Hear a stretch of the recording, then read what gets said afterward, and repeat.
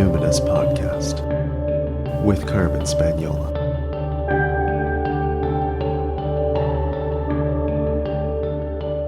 Hi there, and welcome to the Numinous Podcast, where we have interesting conversations with everyday folks about the mystery of life. I'm your host, Carmen Spaniola, joining you from the lands of the Lekwungen-speaking peoples, the Songhees, and the Esquimalt First Nations, recently known as Victoria, BC, Canada. Sophie Macklin is an anarchist mystic who lived in California for 15 years, but recently returned home to England. She practices Brythonic polytheism, anti-fascism, and a devotion to the animate world. And she specializes in topics related to radical history, anti-capitalism, anti-fascism, reclaiming the commons, and exploring different ways of knowing. She's an educator whose work has deeply impacted my own. Sophie has previously appeared on the show, episode 169, when we talked about anti-fascist folklore.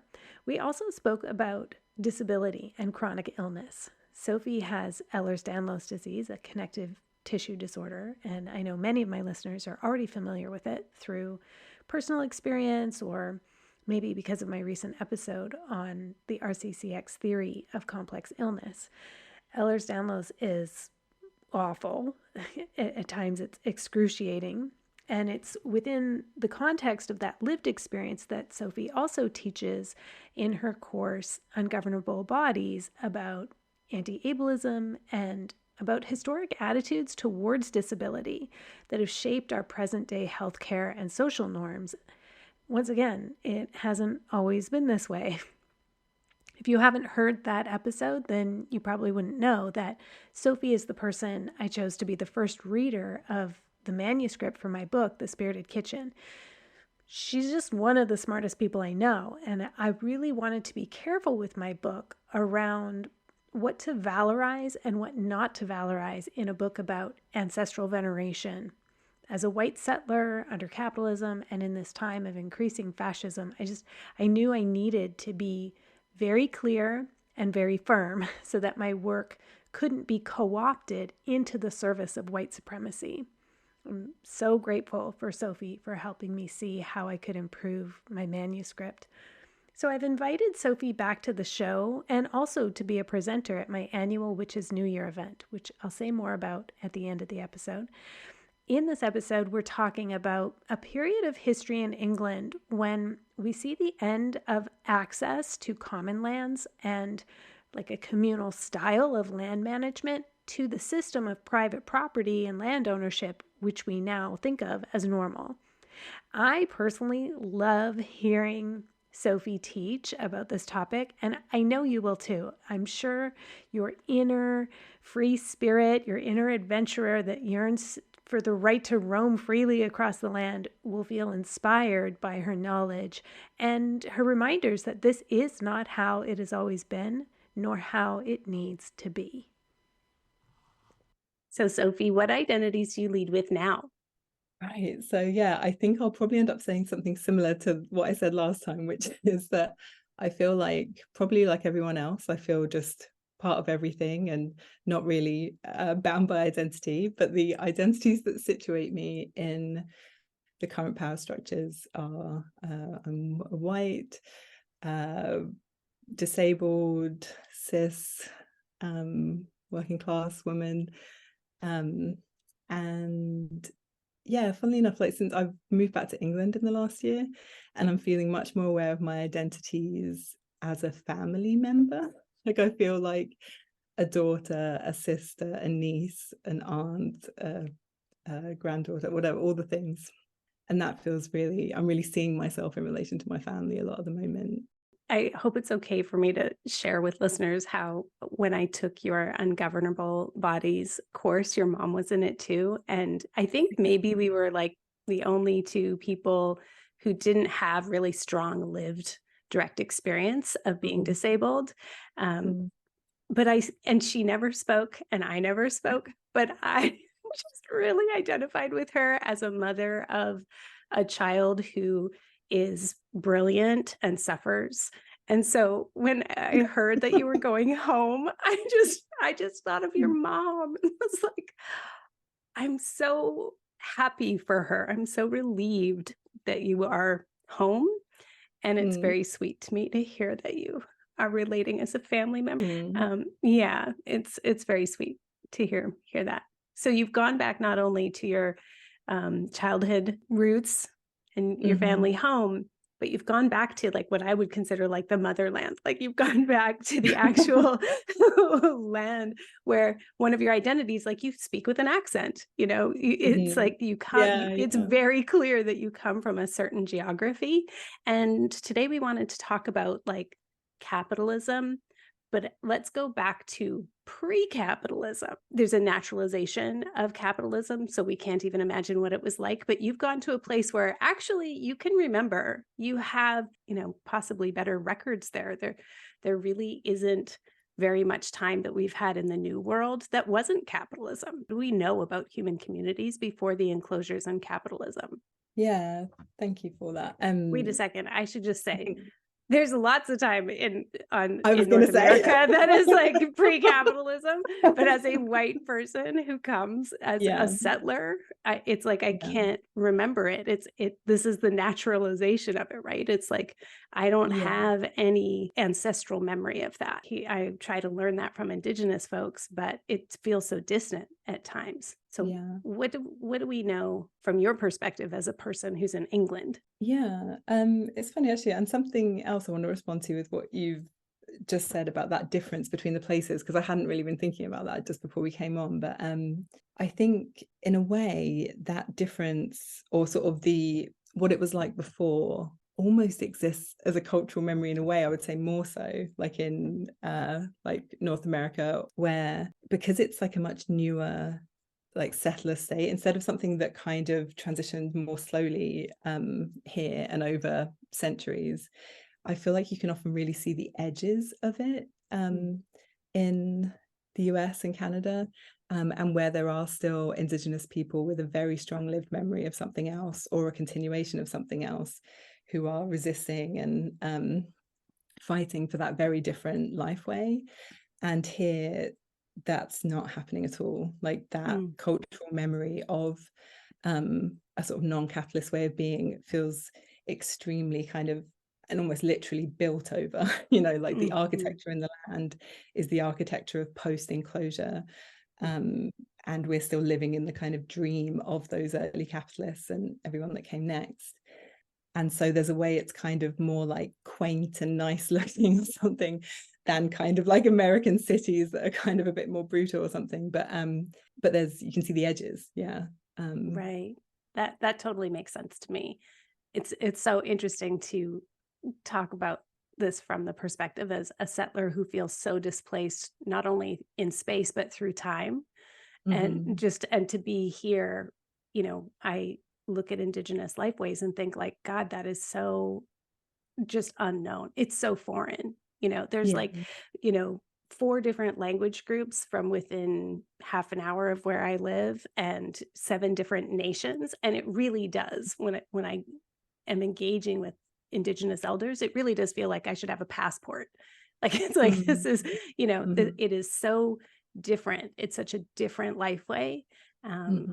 and so when I see you go home to England, home, I don't know. Anyway, you go back to your family lands and you can look and say, oh, this is a fen that was drained. This is and we Mm-hmm. have records of the resistance and we have written history of that. It just seems like, oh, Mm-hmm. that it feels like connection to me. So it's really interesting to Yeah. hear you say, like, actually, I feel the opposite.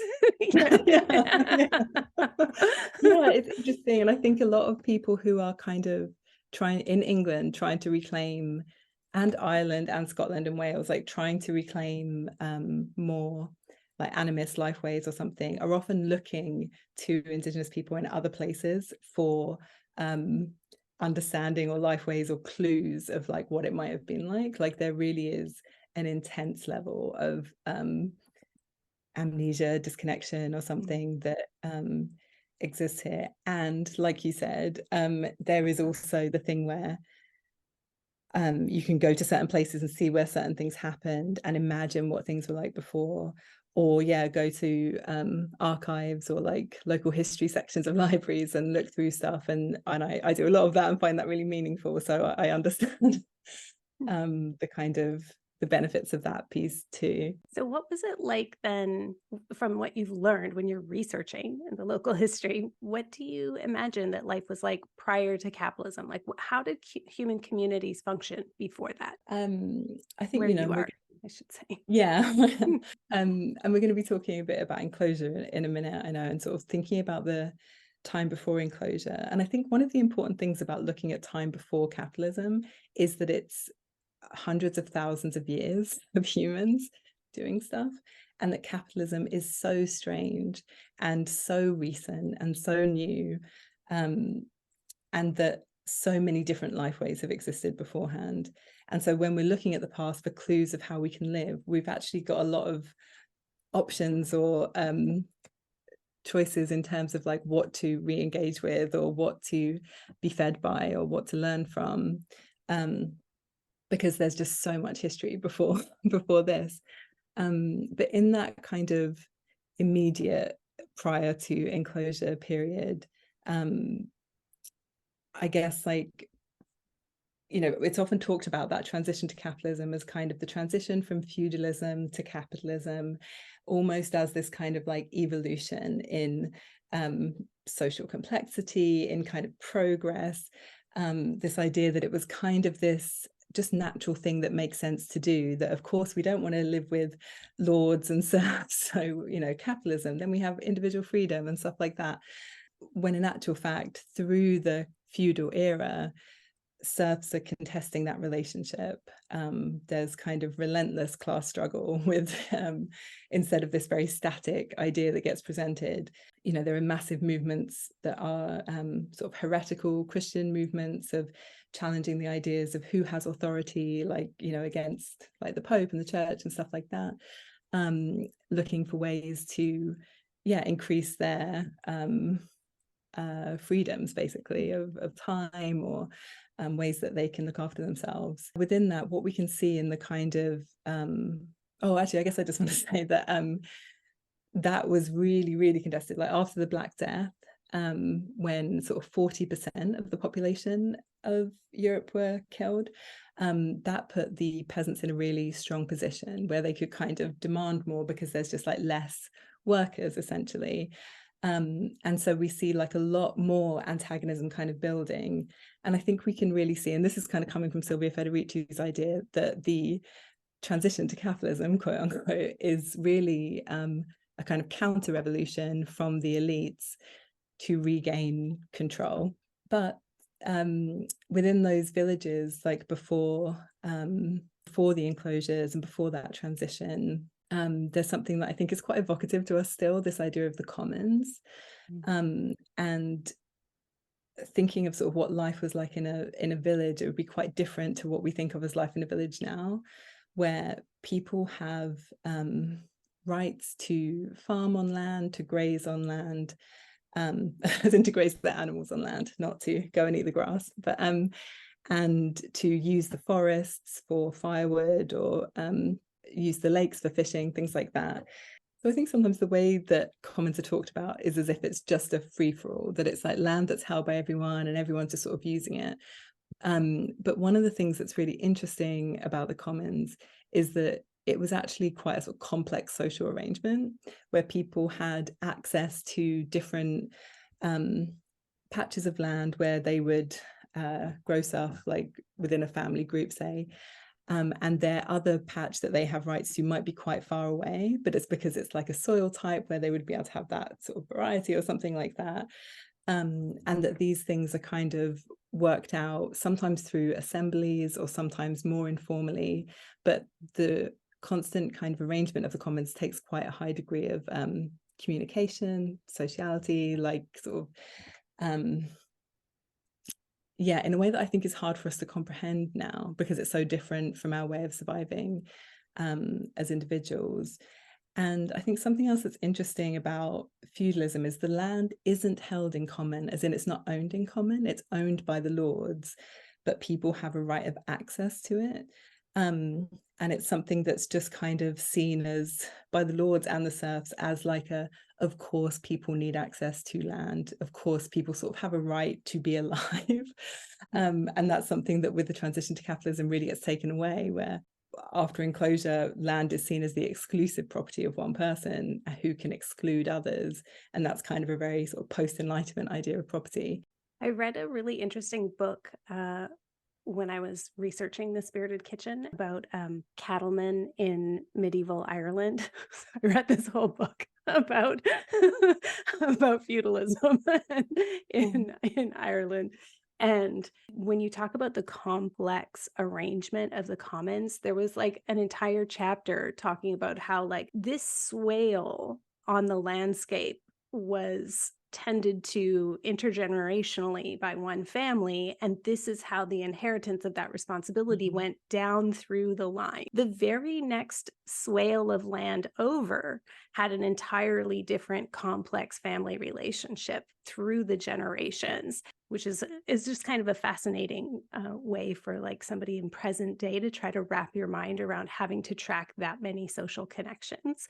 Like you say, oh, I've come home and now it turns out I'm a daughter and a sister and, and an auntie, and we can forget that so easily, right? It's just a whole different kind of worldview and relational kind of world on so many personal and political levels. Hey. Yeah, I really think that that's one of the pieces that's hardest for us to sort of imagine, like what that would be like to be living with those kind of complex social arrangements, where people would know, whose was whose and what's going on and what the arrangements are, and are kind of constantly reaffirming that. And also that it's different from village to village or manor to manor. And that one of the things we can sort of trip up on if we try and describe the kind of pre-capitalist or just the commons life, is making it that it's just like one thing, like people were doing different things in different places according to sort of what made sense to them, and some were going better than others, some were probably not very nice places to be, and some were probably great, like right. that it would have just like really varied according to what people created, and also how much power they could get for themselves from the lords. Like they, people would come together to contest how much sort of tax, like in grain or whatever, that they would have to pay. And so some villagers might have been more successful with that, and so have more free time. And actually more free time is another thing that kind of characterizes this era, is that there's a lot more like celebration, days off, holidays, saints' days, things like that, and a kind of value in rest, and sort of leisure, togetherness, relaxation, that really changes over this period. How did this happen? Like how did enclosures come to pass, and how did we shift from things like the right to roam and tending the common to enclosures and private property and the over extraction we see now?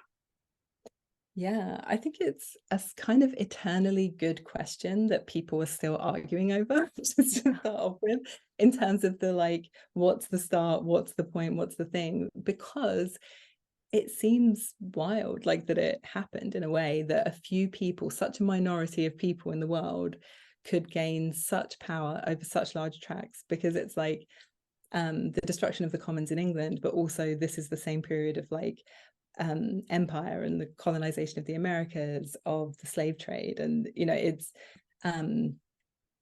a kind of mystifying one just about human nature or something, that could happen. But yeah, first off, to just sort of define what enclosure is, like what the thing is we're talking about, is just the privatization of land. So the ability of one person to define the boundaries of a piece of land and say, this is mine and you're not allowed on it. And so what that meant is people that had been used to farming land in common and having access to hunting, fishing, wood gathering, in many cases very suddenly had that cut off, and were often evicted from the land as well. So suddenly find themselves without a way to support themselves, and without home often, and kind of displaced into being sort of urban poor and part of the Industrial Revolution in that way. So that's kind of what we're talking about with enclosure.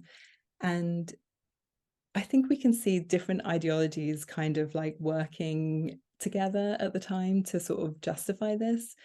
I think like in this era, we really see this sort of ideology of maybe the sort of like post-Reformation, like post-Protestant Reformation, and with sort of early capitalism, this idea of increased productivity as a value in itself. And with money coming into England from its empire, like from the profits being made by slaveholders and colonists, that was kind of providing a lot of the capital for setting up mills and other things, other kind of industrial infrastructure in England, that they wanted workers for, and they also wanted more land for, to graze sheep for wool. And it became very much in their interest to evict people from the common land and to use that land to gain profit, to be able to generate capital, to sort of keep the whole thing going. So this is when we see the clearances in Scotland and Ireland and different places. Suddenly you can't pass there, suddenly you can't go there. And this is something that was also exported to the New World. And that's another example. I'm remembering Elder Norman of the Shwachmach Nation, where I lead Quest, tells stories of how the places where he used to go horse riding and like go foraging and all of that as a child, he like one day there were fences all over, and it was like, kind of shocking. And that as he became an adult, he would go out and cut the fences, which of course is like very contentious in ranchland country. But that is a tool of resistance, is just cutting the fences. And I remember going to Sweden on our honeymoon, and we were walking along the shoreline, and we were like, are we allowed to, like, our guide was taking us across, people's backyards, and we were like, are we allowed to be here? And she was like, oh yeah, you're allowed to camp anywhere as long as you're not within their sight, and you like, it's kind of, leave a little bit, leave no trace kind of thing. And so this right to roam thing is also another thing that's like, oh my gosh, like I would love to revive something like that. It turns out this is how people have lived, like you said, for like hundreds of thousands of years. It must have been such a shock and such a loss. Yeah, I think that like it's kind of like you're saying, it's almost hard for us to imagine that level of contrast, because we've grown up with like a lot of private property and a lot of places we can't go. There's some way it's been normalized to us, but going from that place where you've lived forever and where you could go wherever you wanted to suddenly being completely sort of cut off from that. And also at this time, they created a lot of really intense laws against things like poaching or stealing, where people would then get like, what do you call it? I would say deported, but punished by forced migration, and or imprisoned and forced to labor or things like that, or killed for these kind of property offenses. So going from that place where you have like a right to be there, to use the resources, to suddenly extremely harsh consequences for it, and a kind of forcing into this more like servile dependent wage labor force. That must have just been like excruciating. But within that, though, I think one of the things that's worth noting about how they did it is with difficulty, that people did resist this, that this wasn't something where people did just kind of roll over and like, okay, I guess we'll just move to the cities. Like the person you were just talking about cutting fences, like people did that. They took down hedges, they filled in ditches for draining, they did a lot of things to resist this. And in some places, like preserved areas from enclosure or from draining, if it was like a sort of wetland area, for generations. Like they were successful for quite long periods sometimes. And this is a process that really did take a couple of 100 years to really fully and arguably we're still in the process of enclosure, and there are still edges and still places of contestation, including, I don't know if you're aware of the moment, there's quite a big movement here of the Right to Roam campaign. Do you know I've about been this? following some things like this on Instagram, possibly because I follow you. And so it feeds me other things that, like, right in Yeah. Scotland, they do have the right to roam, but just Yeah. like on the other side of the border, you don't. Yeah, that's right. So yeah, in Scotland, kind of what you described in Sweden, it sounds very similar. But in England, that's not that at all. And if it's private property officially, that means you're just absolutely not allowed to be there. And so people are organizing mass trespasses and things like that, and trying to really challenge what private property means and who has rights to what within that. And it's really becoming quite a big movement, which is really cool. So yeah. It is really cool. And at the same time, here, again, this is where, like, as a settler, I don't have like a felt sense of connection to that kind of loss or movement. It feels like this is all I've ever seen is trespass on Indigenous land. And so it's like a hard thing to grapple with, where it's like, well, I would love, whenever if I'm like on the water or in a boat or on the ferry and you see all these people with waterfront property, and I just think, fuck those guys, like it pisses me off so Yeah. much. And if I think about people coming across, I'm not a landowner, but if I were to try to imagine, like if I had a farm and somebody was like tromping along and setting up a, campsite and having a little fire there at night, I would feel very like concerned and distressed. I'd be like, like, are they going to be respectful?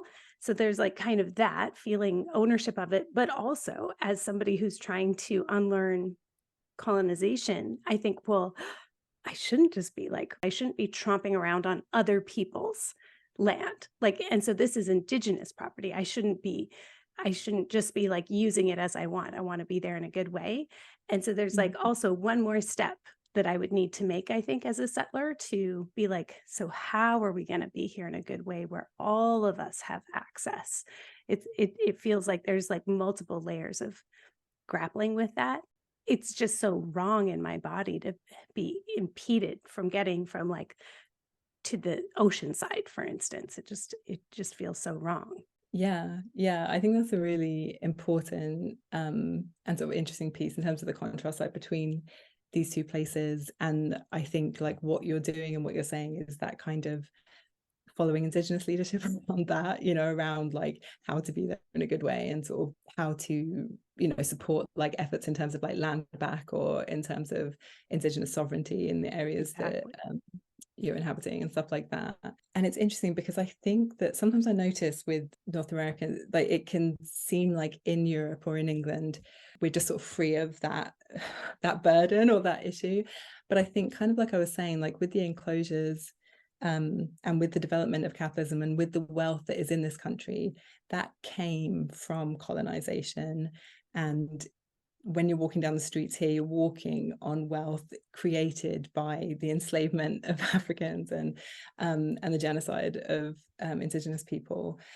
And there's not a sort of out of it. And it's interesting that even like this Right to Roam campaign, which I think is amazing and wonderful, and I don't really want to sort of criticize it, but it is at the moment largely white and middle class, not entirely, and really, really not entirely, but there's a way that those kind of things have to be grappled with here of who has access to space, who feels the safety to trespass and take that risk, who lives nearby green spaces and who doesn't. And these are questions that the Right to Roam campaign is grappling with very well, but it's a thing, like it's tensions exist here too, just in a different way. Yeah. So can we pull in a little bit more Silvia Federici here? And for, listeners who are new to Federici's work, I'll put links in the show notes, but she's just absolute powerhouse feminist and cultural analyst who wrote an excellent book, Caliban and the Witch, Women, the Body, and Primitive Accumulation. Is that what it is? Yeah. And so what parallels do you see between the treatment of the land and the treatment of bodies, and specifically like unable or disabled bodies? Yeah, I think it's a really, really massive one in terms of understanding some of the things that we live in now around like how we think of our bodies or how we think of what we should be doing, something like that. You can really see the formation of it in this. And so I think it's really useful to kind of look to. An example I use in my classes and kind of love is talking about the draining of the fens, which is an area of wetland in the east of England that's kind of 1,600 square miles, like quite a, it's a big area.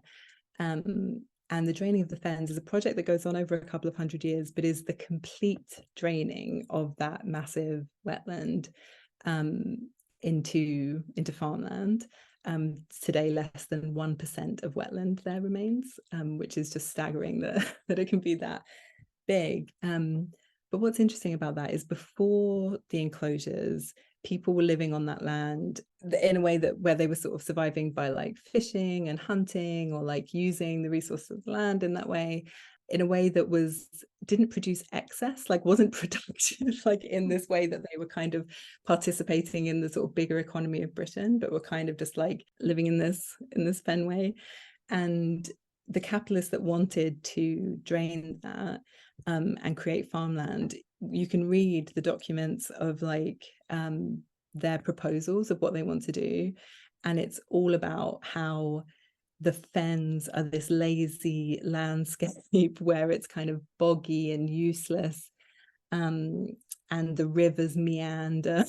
Like, it's funny how even a river can be described as like lazy, and that the people are this sort of lazy, slothful, beggarly type of person, and that what they want to do is drain the fens, turn it into really productive land, build canals that take the water straight out to the sea, as if that's a good thing, and just like are really using this ideology of increased productivity as a virtue. And we can sort of see this going along with the kind of religious transformations at the time, and the sort of move through like sort of Puritanism and different types of Protestantism, where the preachers are literally kind of trying to make a virtue out of this idea of productivity, self-discipline, and sort of demonizing the ways of life that might be more communal, or demonizing disability and need. Yeah, I think this is a thing where Silvia Federici has like interesting stuff to offer, just around looking at the witch hunts and the role of the witch hunts in this development, and looking at the witch hunts as something where it's mainly poor women who are being targeted, and mainly by sort of upper class men, basically, and that it's like a sort of top-down persecution. And something I was thinking about with that is she talks about how a lot of the accusations are around like accusing a witch of begging, and then when she got refused like the butter or flour or something, she then cursed the family, and then the mum comes down with a really bad headache the next day, so she's a witch.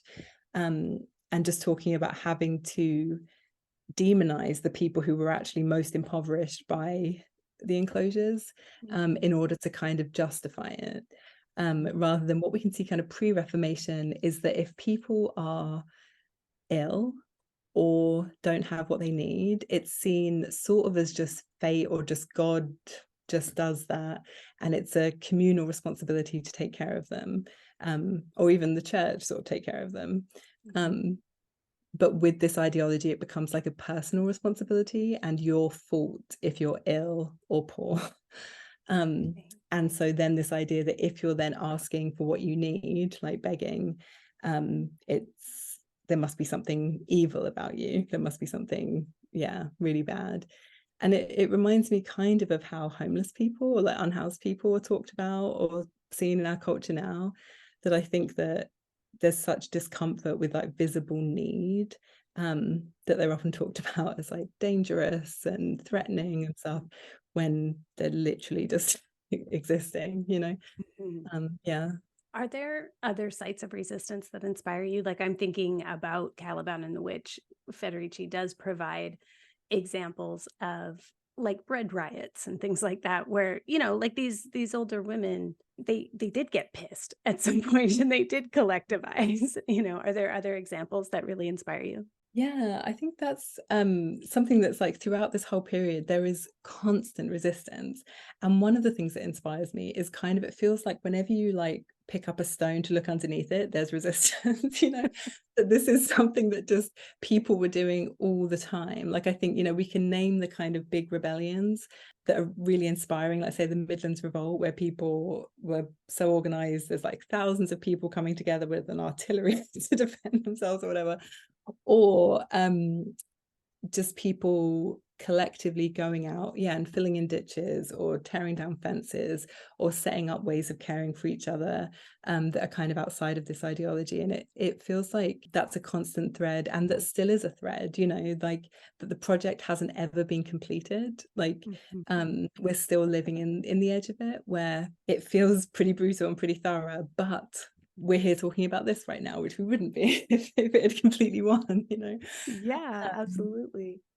Specifically for people who are disabled, what do you see happening before and after the enclosures?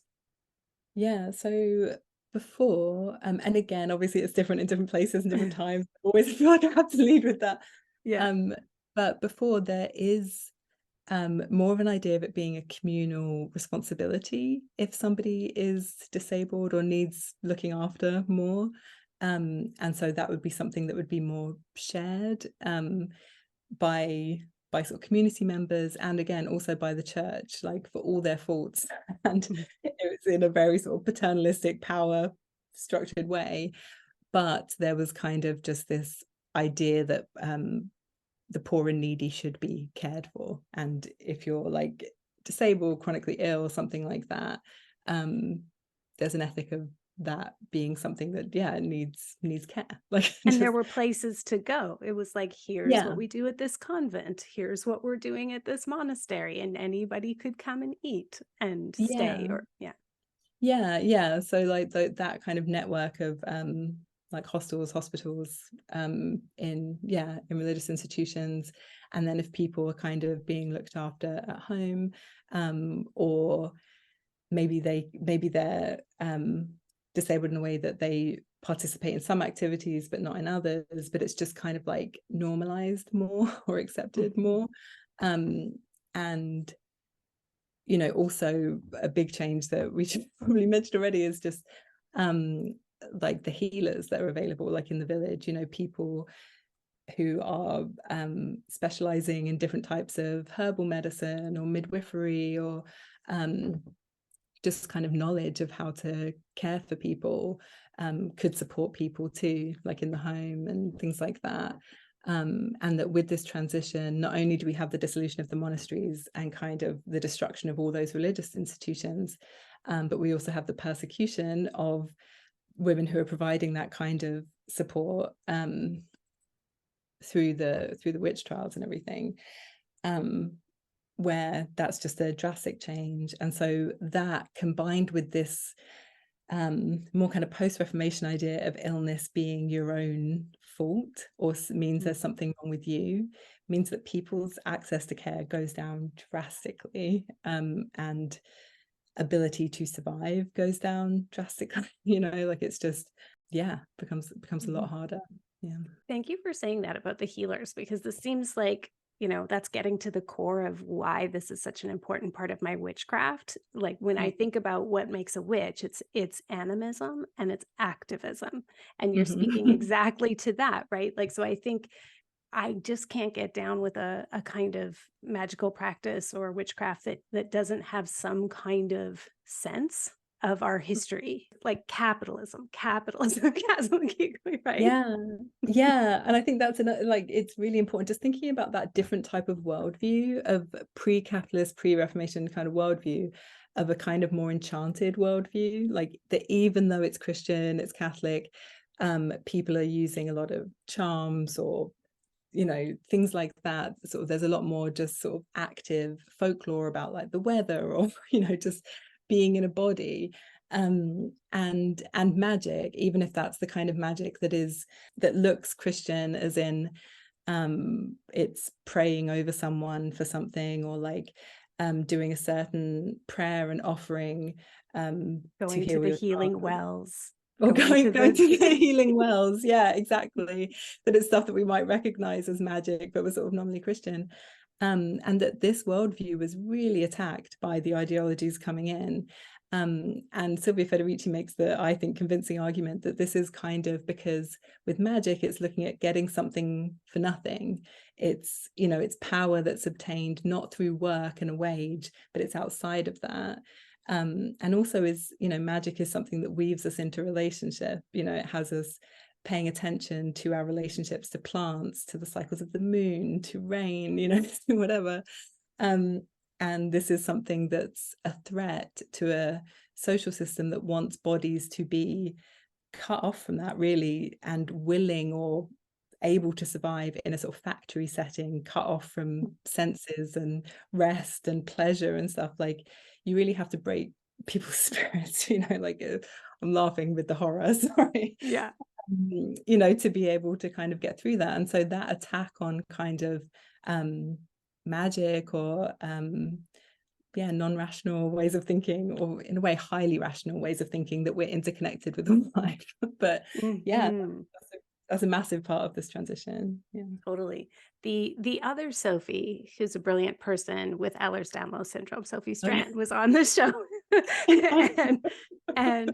and she was talking about, like, the supernatural is the most natural way, magic is the most natural way, enchantment is the most natural way to be in. It's capitalist, imperialist, white supremacist, patriarchy. You shouldn't say it in that way, but like essentially capitalism as a stand-in is the most unnatural way to be human.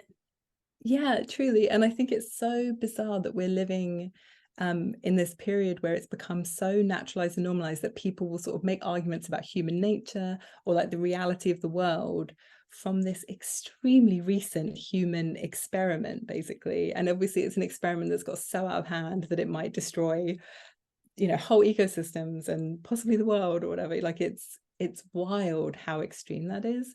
But it's so, I feel like our bodies do remember and do feel something different to that, because we've evolved over millions of years to something different than that, you know. And I think that's the way we're always coming up against our kind of desires or our feelings, in contrast to what we're told we're supposed to be doing in our cultures. And I think that's what we have a lot of pushback throughout history and now. Well, and it's so ironic then if we think about kind of like Instagram witchcraft craze kind of thing, or like TikTok witchcraft, and, you know, me trying to find my place a little bit there, because I do like the magic of the internet. Like, I do think like that's a pretty amazing conjurer to be able to like access all this, and it could be a power that we harness, you know, for good in some ways. And it does feel like a fairly direct parallel, like a repetition compulsion in our history, to be like, okay, this thing is happening and I want to resist it, and I'm trying to survive within it. But this is why I hope that listeners who are curious or even well, I'm going to say particularly if you're a well-practiced witch and you're here, then we clearly are on the same wavelength. But if you're a newer witch and you haven't really thought about how you're being sold the archetype of the witch, or the archetype, and like it can cost just like baffling amounts of money sometimes to like go to these retreats or get these once a month spell kits or all this stuff. It's like very tricky to be a working class witch. When I see witchcraft and capitalism getting whipped up into a frenzy together, it hurts my soul and my body. It's just so ironic. It's so painful to see like a glossed over hyper capitalist version of and hyper consuming version of witchcraft. Yeah, absolutely. I really, really think that. And it's funny, it reminds me of something in the period that we were talking about, which is, I often think that this kind of early days of the internet is like in the 17th century, the early days of cheap printing, when suddenly people could make pamphlets that would go out and be spread around, where a lot more people had access to sharing their ideas and to hearing new ideas, and people kind of moving around in this era, sharing those ideas and those pamphlets. And what you see is a lot of radical ideas getting shared that way, and a lot of really cool stuff coming from that. Like in terms of different social movements or ideas, but it gets shut down basically by those in power who realize that it's this tool that can be used in this way, and start to create a monopoly over who can print things and who can do things. And I think that we've seen a similar thing happen kind of already, where compared to the early days of the internet, we all know the kind of curse of the algorithm or whatever, that it will promote certain content, that it's not a completely free sharing. And it is quote unquote just a tool, like the sort of early printing presses is, and the power structures that we're living in are being expressed through it. And so we're seeing all these different things, but I think there is still the possibility of using it as a place of challenging these norms and of promoting working class witchcraft. Yeah. I hope so. I think often I relate to the period of like the late 1800s, the early 1900s, where farmers had like horsepower was displaced and they were using steam engine. And there's a great book, it's called Horsepower and Magic. And the first half of it is about actual farming, like, and they talked about what it was like when the steam engines came in and how this was going to be so bad for the soil. They were already talking about that then, that like we're going to hit a limit of what this actual land can do. And the second half of the book was about the magic of horses and how they healed them with herbs and all of that kind of stuff. And I really, right now in my life, I relate to that period of time of just the writing is on the wall and you just know, like, we have to stop. Is there a period in history that you look back to that you particularly relate to as feeling so like salient to our days today? I feel like I jump between a few quite a lot. Yes. I feel like at the moment, I feel like the period that we're kind of talking about, especially the 1600s, when you see, and especially the middle of that period, when you have movements like the Diggers, and it seemed at the time like things could go the way of the kind of radicals, I guess. Like it was a time when these things were still very much in flux and the capitalists hadn't like fully won, And I think about that of like, what it's like to be in those moments where like a lot is possible, but there's a lot of power against you. And I think that seeing people's creativity and stuff in that time is inspiring to me. A time period I've been deep in at the moment with local history is the 1830s, which is when you get the new poor law and the kind of mass introduction of workhouses and a big change in how poor relief is administered, and also changes in agriculture that mean a lot of work's lost and things like that. And there's a lot of stories of resistance to that are kind of remind me of the kind of atmosphere of what's going on in England right now, which is post 10 years of the right-wing government of austerity and the so-called cost of living crisis, and where people are really struggling to meet basic needs, and kind of what's going to happen next with that, like where are the tipping points with that. And we are seeing more strikes in the last year in England than there have been for a long time, and so that thing where people's material needs are suddenly really challenged, and people have to come together to kind of resist that. That's interesting and inspiring to me. I've also been looking a lot at early Christian saints in the 6th and 7th century locally as well, as just this type of Christianity that's much more animist, really, where they're very connected to the healing waters and healing plants and connection with animals and magic and stuff, and then looking at what happens with the kind of enforcement of a very patriarchal, non-animist Christianity, and that kind of massive culture shift. I think has a lot of interesting points for us now too. I always find it interesting to look back and try to see, like, and so how long did that culture shift take? Like when they say it actually took 400 years for the Roman Empire to fall. And so the average Roman, the way they started their life and ended their life didn't actually seem that different, really. It took like multiple Mhm. generations for that baseline to shift. So I'll be fascinated to see, looking back, it'd be amazing from some cosmic perspective. Where was I in the great transition, in history? How far away Yeah. are we till something very different, Yeah, I think about that a lot too. Like, yeah, I wonder. How do you cope with the grief and the rage of confinement? Yeah, I think it's interesting. I feel like one of the places I'm experiencing the most like grief and rage in terms of when you use that word confinement, um, what I think about is at the moment there's a massive housing building operation in the county I live in England more broadly, but the town I live in, which is Faversham in Kent, has housing developments happening in every direction surrounding the town. And this is true for most towns in Kent at the moment. And a lot of villages too, like beautiful land is being destroyed for housing. But it's mainly large housing for people with a lot of money. It's not even like for the social good. So it's this land that's kind of like I guess it's a continuation of what we're talking about.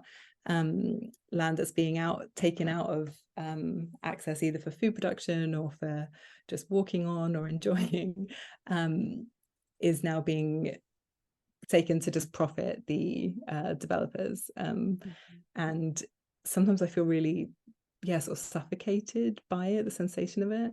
And also I don't know if it's made it in the news over there, but we're having this massive problem of pollution in the rivers and the sea at the moment.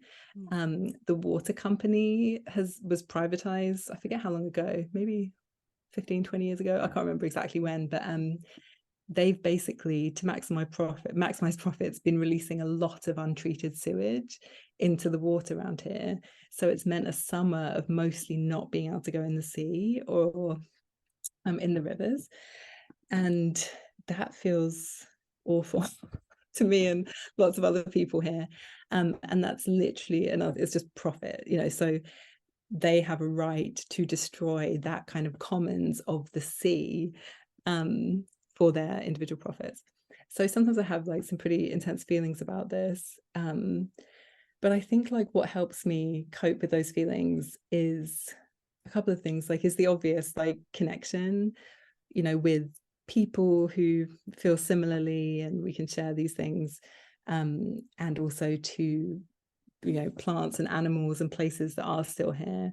And I think one of the things that's kind of prepared me for that is grief and loss in my life and a kind of appreciation of what remains.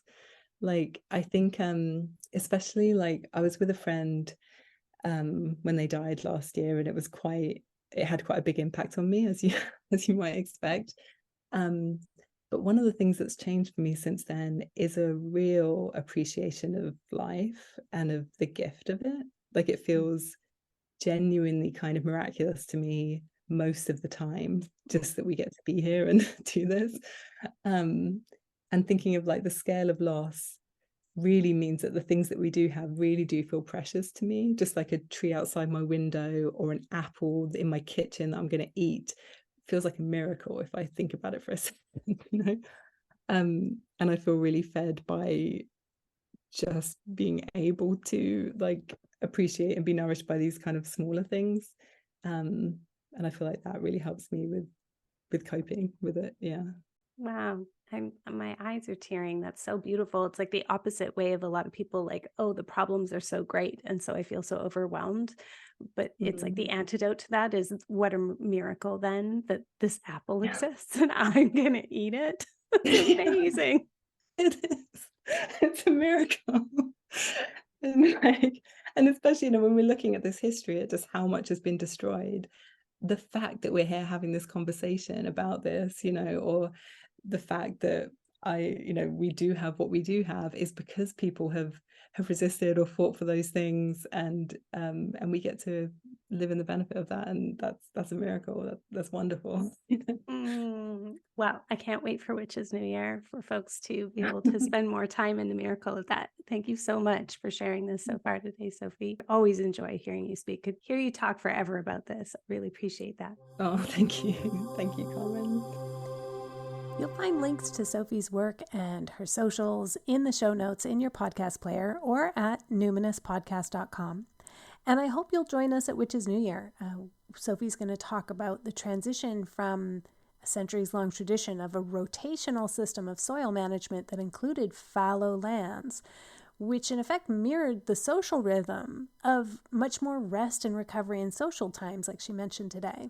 So this like Protestant and capitalist work ethic we know now, which not only like devalues and erases disability, but directly causes disability. So her session at Witches New Year is called Fallow Land, Restful Bodies, and tickets are on sale now at my website, also linked in the show notes. I would like to thank this listener who gave a 5-star review to the Numinous podcast in their podcast app. Rachel Sage from Canada wrote, "So applicable. From collapse awareness to somatics to attachment styles and relationships and more. I love listening to Carmen's podcast. It helps me feel grounded and expands my mind." Thank you. Thank you, Rachel Sage. I super duper appreciate that. Once again, Witches New Year is happening this year on Saturday, October 28th. We've got Sophie. We've got recent guests of the podcast, Shauna Jans, leading ancestral veneration for nonlinear lineages. We have author and therapist Taraneh Erfan, leading therapeutic writing for collaborative rage. And Thea Anderson, key contributor to a project we all know and love, the Chani app, the #1 astrology app. She will be giving us the lowdown on the astrological outlook for 2024. It's a hot ticket. Get it now at my website, carmenspagnola.com. CarmenSpagnola. Until next time, take care.